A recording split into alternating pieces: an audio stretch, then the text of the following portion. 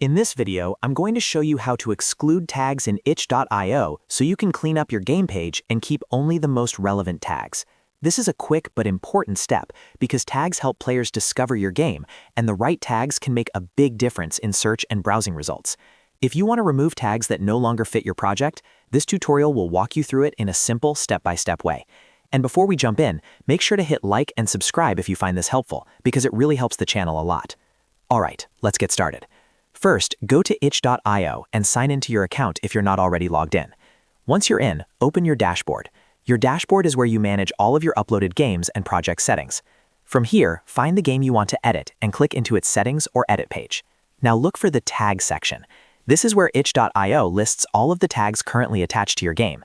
Tags are important because they help define your genre, style, and content, but if some of them are outdated, too broad, or just not accurate anymore, it's a good idea to remove them. To exclude a tag, simply click the little X next to the tag you want to remove. In itch.io, that X acts as the remove button, so once you click it, that tag will be taken off your game listing. Go through each tag carefully and remove only the ones you don't want. Try to keep the tags that best describe your game, because relevant tags can improve visibility and help the right audience find your project.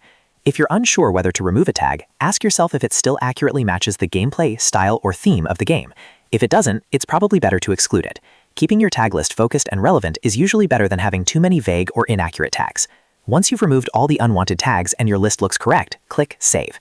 This step is important because your changes won't be applied until you save the page. After that, your itch.io game page will update with the new tag list. And that's it. You've now learned how to exclude tags in itch.io by opening your dashboard, editing your game, finding the tag section, removing unwanted tags, and saving your changes. It's a small edit, but it can really help make your game page cleaner and more accurate. If this video helped you out, please give it a like and subscribe for more simple tech tutorials just like this one.